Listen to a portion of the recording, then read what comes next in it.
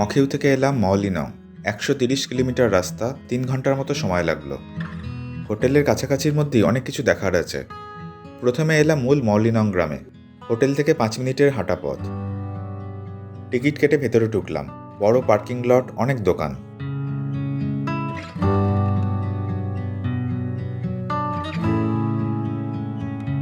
ভ্রমণ পত্রিকা discover India 2003 সালে এই গ্রামকে এশিয়ার পরিচ্ছন্নতম গ্রাম ঘোষণা করে, আর 2005-এ ভারতের পরিচ্ছন্নতম গ্রাম। এরপর মেঘালয়ের পর্যটন মানচিত্রে এই গ্রাম জায়গা করে নেয়।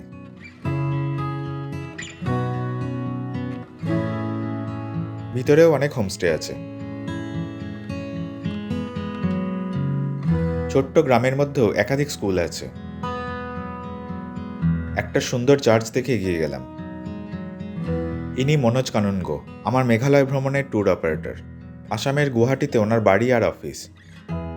আমার মেঘালয়ের ভ্রমণসূচি এই ভিডিও ডেসক্রিপশনে দিয়েছি। গুয়াহাটি থেকে গুয়াহাটি 12 দিনে 20,000 টাকার প্যাকেজ ছিল।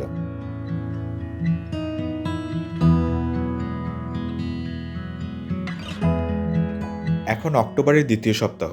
দিনের বেলায় মওলিনংয়ে খুব গরম লাগছিল। মেঘালয়ের আর যেসব জায়গায় ঘুরেছি সেখানকার তাপমাত্রা কিন্তু আরামদায়কই ছিল।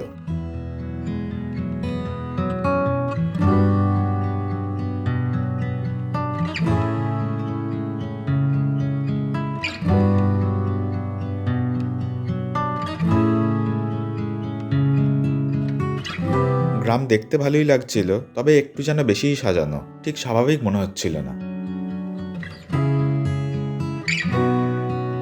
এটা পাবলিক টয়লেট। শিলং থেকে মওলিনংয়ের দূরত্ব 77 কিলোমিটার। অনেকগুলো খাবার হোটেল আছে, কিন্তু দাম খুব বেশি। অনেকক্ষণ ঘোরাঘুরি করে দুপুর 3টে নাগাদ বেরোলাম।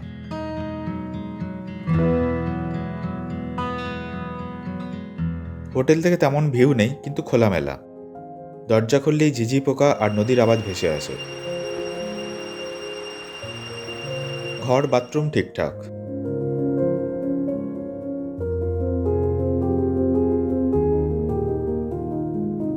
মেঘালয়ের বেশিরভাগ হোটেলেই জলখাবার কমপ্লিমেন্টারি।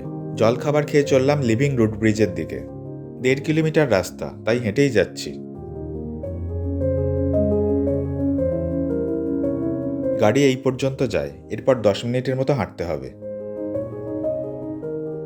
গাছপালার মধ্যে খুব সুন্দর একটা গ্রাম রিওয়াই।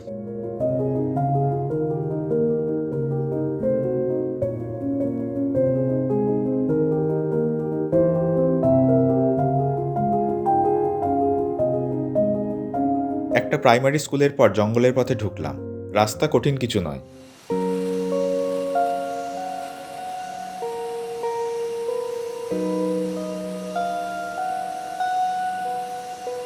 এই রুট ব্রিজ প্রায় 300 বছরের পুরনো, কিন্তু খুব মজবুত।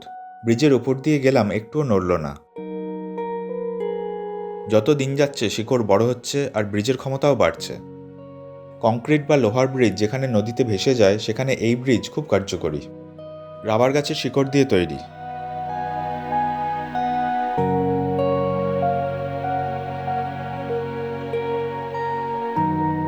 অনেকেই যাতায়াত করছেন।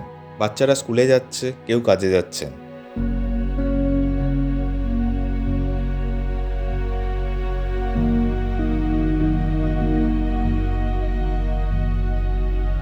নিচে স্বচ্ছ নদী বয়ে গেছে।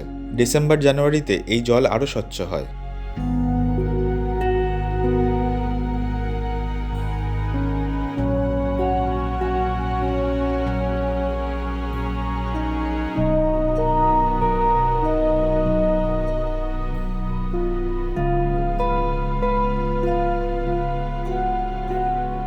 বসে বসে প্রজাপতি দেখছিলাম, কখনো ছবি তুলছিলাম।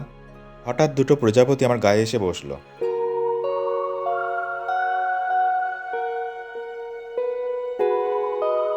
বসেই আছে, কখনো পায়ে কখনো হাতে ঘুরে বেড়াচ্ছে।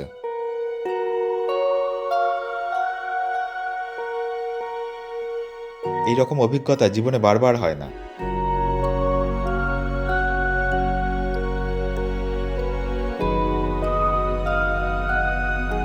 অনেকক্ষণ পর ছাড়া পেলাম। এখন আস্তে আস্তে দোকান খুলছে, তবে সব জিনিসেরই দাম খুব বেশি। আমি ফল আর আলু মুড়ি কিনলাম। এটা এখানকার ট্র্যাডিশনাল চাকু।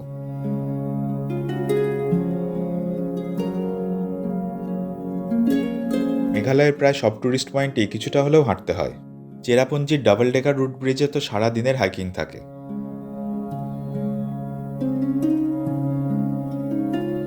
এরপর আমরা ডাউকির দিকে বেরোই। একটু পরেই রাস্তার পাশে পড়ল বাংলাদেশ বর্ডার। ওপারে বাংলাদেশের ছবি পরিষ্কার দেখা যাচ্ছে।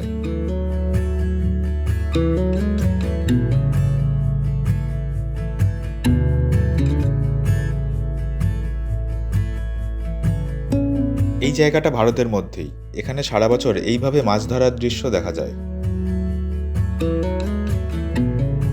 এরপর রাস্তার ওপরই পড়ল বোরহিল জলপ্রপাত।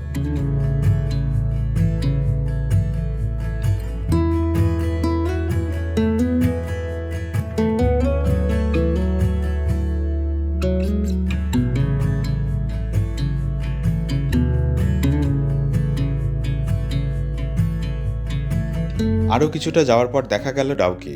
ওপারটা বাংলাদেশের জাফলং। ডাউকি খুব জনবহুল জায়গা। হইচই, ধুলো, জ্যাম আমার তেমন ভালো লাগলো না। তাই আমার ট্যুর অপারেটর মনোজদা আমাকে নিয়ে চললেন অন্য একটা জায়গায়। ডাউকির ওপর দিয়ে বয়ে গেছে উমগড় নদী। শীতকালে যখন বৃষ্টি হয় তখন কিছুদিনের জন্য এই নদীর জল খুব স্বচ্ছ হয়ে যায়। সেই দুর্লভ দৃশ্য দেখতে প্রচুর পর্যটক আসেন। তবে এখন জল অতটা স্বচ্ছ নয়। আমরা এলাম ডাউকির ওপরে এই উমগড় নদীর তীরেই একটা গ্রামে, স্নংপেডিং। ডাউকি থেকে 8 কিলোমিটার ওপরে। শিলং থেকে এখানকার দূরত্ব 90 কিলোমিটার।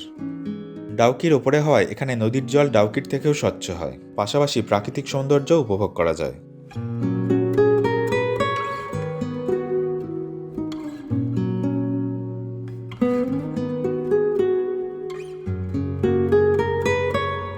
নদীর ওপারে যাওয়ার জন্য আছে এই লোহার ব্রিজ। কেউ হেঁটে গেলে প্রচণ্ড দোলে।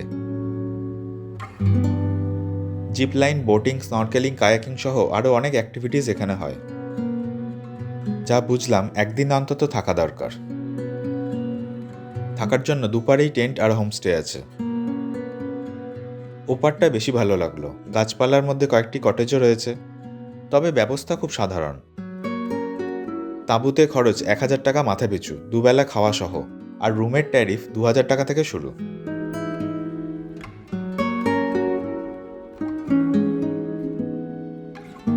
এখান থেকে আমি যাই ক্রাংছড়ি জলপ্রপাতে, তারপর জোয়াই হয়ে শিলং ফিরে যাই।